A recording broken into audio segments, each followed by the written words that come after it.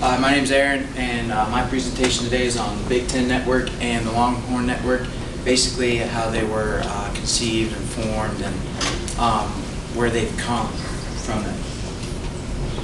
So one thing you have to keep in mind is we're just talking about the Big Ten Network. We're not actually talking about the formation of the Big Ten. It was founded a long time ago, I think even in the 1800s, but the network itself is relatively new. So the foundations trace back to about 2004, which is when it was first conceived. And this was following negotiations between the Big Ten and ESPN over extension of the conference's broadcast contract with the network. So basically, ESPN wanted to own more of more of the profits and everything that came from like games and such being aired on Big Ten. But the Big Ten, what they wanted was an increase in the rights to their fees. So this caused the commissioner, his name is Jim Delaney, to begin exploring creating his own. It launched on August 30th, 2007. It was a little program called the Big Ten Tonight. It wasn't really anything. But 2 days later, or actually, excuse me, I'm getting ahead of myself. It was a 20-year joint project between the Big Ten Conference and Fox.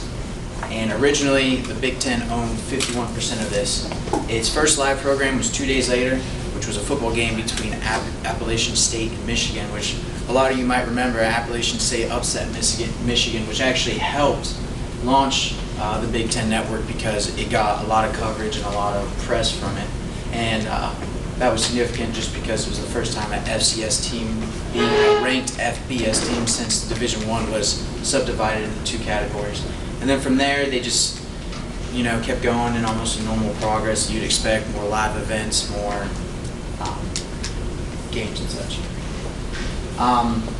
Initially, it was only carried by two major providers, but within a year, it reached basic cable almost everywhere major. And in June 2010, Fox ended up increasing to 51% majority control, which was just in time for the 2011 football season. At this point, they unveiled a new look, a new logo, and they even had new on-air appearances from like younger, more vibrant crowd. And they also came up with BTN to Go, which was you could live stream some games and events through apps on your phone or on your tablet. And so coming down about a year later, at first, like I said, they were only carried by two major providers, but about a year later, they were carried by Time Warner, Charter Communications, DirecTV, and Dish, which are all major components. The Longhorn Network was created by the University of Texas. What they ended up doing was separating from the Big 12 to form their own network, which is only dedicated to University of Texas sports and events. This launched on August 26, 2011, and this was really, they thought this would be beneficial because they would be able to keep all of their revenues, and they figured it fit more of a niche, which around their area, which they weren't exactly wrong, but they weren't as right as they thought they were. Initially, they only had one major carrier, but after a while, a lot of small cable providers started to pick them up around Texas. And even today, it has yet to really reach another major agreement. The Big Ten, just a couple pros. It has large fan bases. All the schools in the Big Ten are really big schools. I think there's 12 or 13 schools in there right now, I'm not sure. And of course, they're going to have high revenue streams if you have 100,000 people buying football game or football tickets, and there's 10 games that week. And the Big Ten is very successful. If you take a look at their path, like I said earlier, it kind of takes more of an approach that you would expect because they have the resources and the people to push it along. And some cons is the workload, obviously managing all the schools and the network and which games are playing when, and that's a big workload. And then regulations, the schools are highly regulated, even down to like what their athletes do. And then the Longhorn Network was very exclusive, and they're able to promote their school more because it's dedicated to nothing but University of Texas. And like I said, they found their niche, and they were able to keep all of their revenue.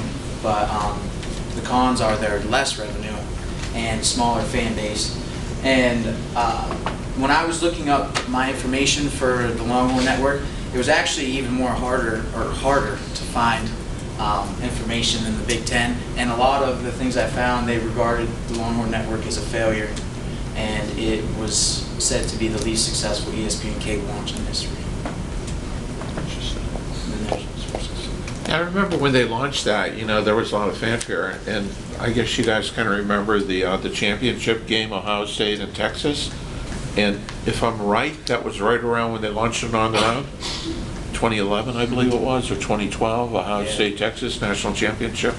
Yeah, the Longhorn Network launched in 2011, so it wasn't right. So they were at the top of the peak then. Mm-hmm. And since then, the whole athletic program has become kind of like back to the pack. Is that showing up in the ratings for the Longhorn Network? They don't have hardly any promise in their ratings or anything really. It's just kind of just doing its own thing. Yeah. It's like I said, it's not unsuccessful, but it's by no means successful at all. So the Big Ten model is probably the way you want to go. Yes, the Big Ten model is definitely the way you want to go. The revenue stream is just night and day. Yeah, because I know when they brought that up and they talked about it, and they thought it would be a real moneymaker. But then, Texas football, Texas basketball, at the top. But I don't know. The idea behind it, the theory behind it sounds okay, but when they put it in practice, it didn't work out the way they expected. Yeah, the theory behind it was we're going to keep all the money for ourselves. And at the time, there was a lot, but, as everything went downhill, so did the money. Any other questions for Aaron on this? Anything?